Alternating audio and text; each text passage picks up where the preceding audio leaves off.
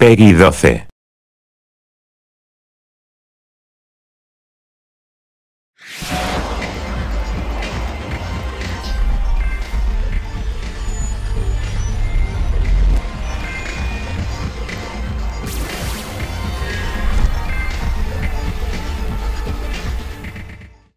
Three decades ago, most arcade games were all about score or indirect competition between two people.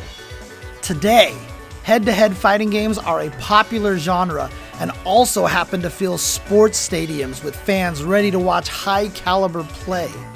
While Capcom's original Street Fighter obviously didn't feature all the bells and whistles of modern fighting games, it undoubtedly laid the foundation of what was to come.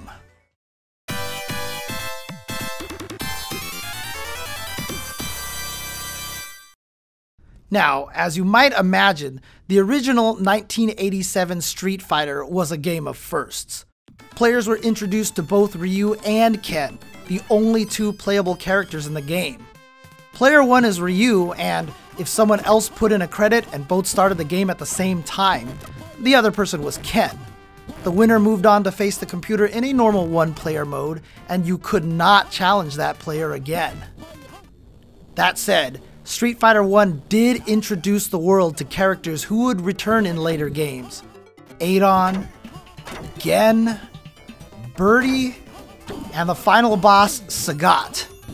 Ryu and Sagat's showdown at the end of the game may not seem all that dramatic here, but their battle actually factors into Sagat's overall story for the rest of the series.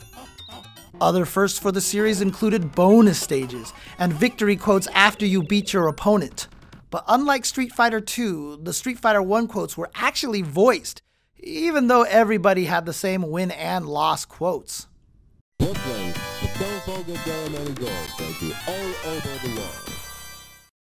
Ryu's three iconic moves have been here since the beginning: the Hadouken, Tatsumaki Senpukyaku, and Shoryuken. They were fairly difficult to pull off, but if you timed it just right, the Shoryuken and Tatsu could take out other characters in one motion. These moves were unique due not only to their power, but also the way the players had to perform certain motions to execute the moves. They were secret techniques meant to be discovered. There were two Street Fighter variants in the arcades back in the day, one with pressure-sensitive punch and kick buttons players had to physically strike that could result in three varying strengths, and a later version that opted to separate each strength of attack into their own button, leading to the usual 6-button layout the series uses today. Street Fighter 1 may not be the most dense or complex fighting game, but there's no denying how important it is to the overall legacy of the series. From characters to moves, and yes, even some initial world-building lore, this laid the groundwork for all Street Fighter titles. Out of the bat, you have now the best Street Fighter in the world. It would take 4 years for a follow-up to appear, but once Street Fighter 2 arrived in 1991, it changed fighting games and arcades forever. The drastic improvements in graphics, sound, playability, and overall presentation made Street Fighter 2 an immediate hit, and within a matter of months, it was a worldwide phenomenon. And this wasn't just happening in arcades, it was in pizza joints, bowling alleys, laundromats, convenience stores, and just about anywhere else an arcade cabinet could fit. A big part of this success was due to the all-new roster of fighters from around the globe. Ryu and Ken returned, but they were joined by a colorful cast that brought the number of playable characters up from just 2 to 8. All brawlers up to this point usually had a motley crew of enemies to fight, but for the first time you could actually play as the opponents you encountered. This was actually a really big deal at the time. Each character became a legend in his or her own right, from military man Guile to Chun-Li, the strongest woman in the world. Their signature moves, costumes, and catchphrases all got their start right here. Bonus stages returned, now updated to piles of flaming barrels and the now iconic car-busting challenge inspired by the Final Fight series. And if players stopped fighting each other long enough to fight through all the CPU opponents, an additional 4 characters appeared, the AI-controlled Grandmasters, who acted as both final challengers for the player and as villains for the game's stories. Sagat returned, but now with a huge scar running the length of his chest. The story goes that Ryu didn't just defeat Sagat all those years ago, he ripped him up using the Shoryuken as a final blow, giving him the now signature scar on his chest. These little character touches became known thanks to each character's colorful ending scenes. It's here we learned how Chun-Li and Guile both have similar agendas to find the evil final boss M. Bison, and that Blanca used to be a normal human boy. These series of plot points from each character formed a timeline of events, and thanks to Sagat's storyline, we knew that Street Fighter II took place after the original game. While the visual updates to Street Fighter II were substantial, the gameplay enhancements were on a whole other level. Just as Ryu and Ken had special abilities in the first game, now there were 6 other fighters that players had to explore. Fans would spend days trying to figure out how to throw a sonic boom or pull off Zangief's spinning pile driver. The good news is that special moves in Street Fighter II were far more consistent and reliable than the original game, thanks to improved controls. With some practice under your belt, you could start linking these normal attacks into a character's special moves, creating a robust combo system that forever changed the series, and in some way, games as a medium.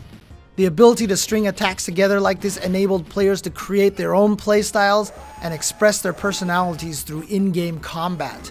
You could also grab and throw your opponents, adding even more of a street fight feel to the game. Naturally, all these options led to a genuine fighting game scene and true competition began to take shape. Everyone's minds were lit up with the possibilities, but it wouldn't be long before Street Fighter II evolved.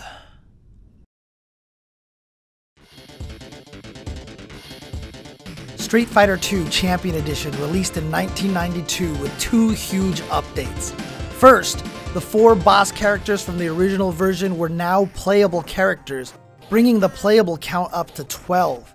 Players could finally control Sagat, as well as M. Bison, the final boss of not just the original Street Fighter II, but the entire Street Fighter II series. Balrog the Boxer and Vega also became regular parts of the game's ever-expanding roster. The second major change was the ability for 2 players to pick the same character. Before, if someone got to Dalsum before you, that was just too bad. Now, with mirror matches, you could have these reality-shattering battles between 2 Hondas, 2 Kens, or whoever your heart desired. There were many minor graphical changes as well, including character headshots, and some of the ending graphics saw updates too. Chun-Li's iconic blue outfit replaced her golden costume seen in World Warriors, and Ryu looked a bit sterner, for example. There were minor changes made, but Ryu and Ken received the first of many alterations meant to distinguish them from each other. As students of the same teacher, it made sense for their movesets to closely mirror each other, but here they began to develop their own styles. For example, Ryu's Hurricane Kick knocked opponents down in one hit, while Ken's hit multiple times. Over time, these two will really head down different paths. As players dug into this revised roster, they discovered that the end boss M. Bison was perhaps too strong, with devastating moves that could overpower other characters. When you play Champion Edition in the SF30 collection, be sure to give him a try. This wasn't the last time Street Fighter II would be updated in 1992, however.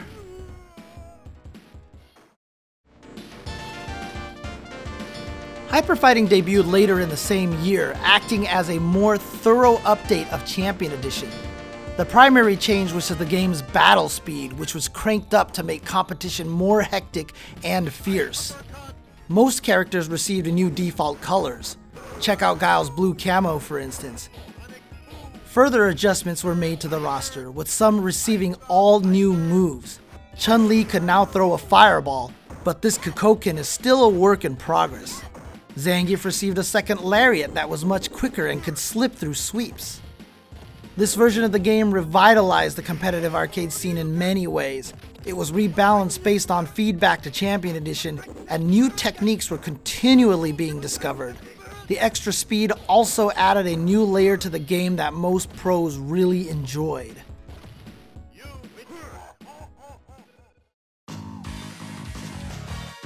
Imagine walking into an arcade in 1993 expecting to see your usual hyper-fighting machine, and in its place is an all-new version with this stunning Ryu animation staring you in the face. Super Street Fighter II was a dramatic reimagining of the game from top to bottom, with all new character profiles, ending screens, sound effects, background details, and best of all, 4 completely new characters. These new challengers have since become world-famous fighters on the same level as the prior 12. DJ, Fei Long, T-Hawk, and Cammy would all return in subsequent Street Fighter games, with Cammy appearing most recently in Street Fighter V. Super Street Fighter II also introduced an in-game scoring system that awarded points for certain moves. This included certain terminology that's still in use today, like reversals and first attacks.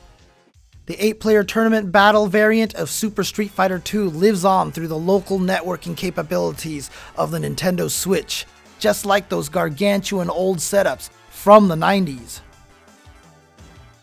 Obviously, 4 new characters are going to freshen up match potential and the overall health of the game. Each of the new characters brought something new to the table. Fei Long used his unique martial arts skills to deal rapid damage in ways players hadn't seen before. Players who loved grappling had another powerhouse to consider, the high-flying T-Hawk. Cammy, a British fighter with a mysterious background, offered a quick in-and-out play style. And finally, DJ used tactics to dominate both the ground and the air. But the main roster received a fair amount of attention as well. Ryu and Ken continued their divergent paths by receiving different fire-based attacks, with Ryu throwing a flaming Hadouken and Ken debuting his flaming Shoryuken, a character staple to this day. Chun-Li's Kikoken finally got its signature pose too. But the 4 Shadaloo bosses were especially enhanced, gaining many new moves and many new beautiful animations. The game speed was slowed back down to pre-hyper fighting levels, though this would be a temporary rollback. 1994 gave us Super Street Fighter II Turbo. Its spruced up attract mode integrated Cammy and Chun-Li into the mix, and near the end we saw the first glimpses of Akuma, who made his debut here as a hidden boss. It would take a long time for players to even discover that Akuma was actually usable as well, being selectable through an elaborate process on the character select screen, though this power-obsessed demon would soon become a regular part of the series. And as you might have guessed by the name, the speed had been jacked back up to hyper-fighting levels, though it was possible to adjust the speed even beyond that. With years of adjustments and balances under their belt, the Street Fighter roster was already bursting with refined strength. But what could really push it over the top? How about super combos? All new devastating moves that could completely turn the tide of a match. And if you managed to finish off your opponent with one of these high-risk moves, you were treated to a sense-shattering starburst that told the whole room you just won. Super Turbo also brought us air combos, which allowed players to hit opponents in the air, then essentially juggle them into other moves or even super combos. This really changed the way the game was played. Air combos added a new element for players to explore, which helped define an all-new core feature for future fighting games. At this point, characters had changed quite a bit since the original 1991 Street Fighter II. Super Turbo acknowledged this by offering the older versions of each character, which provided even more playstyles and options.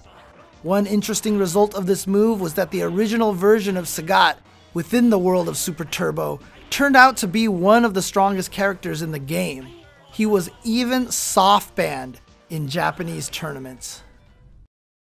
There is no doubt about Street Fighter II's place in video game history, but it's more than that. Its impact on popular culture is undeniable. Most people still remember Ryu and Chun-Li. The series ended up in well-known lines of toys, It had TV shows, movies, and more product tie-ins than you can shoryuken your fist at. Its characters, music, and visuals are known the world over, including Guile's original theme song becoming a popular internet meme even just a few years ago. But after 30 years since the first game, and more than 25 years since Street Fighter II, perhaps the biggest testament to the Street Fighter II series is that both Hyper Fighting and Super Turbo still command healthy tournament presences all around the globe, even decades later.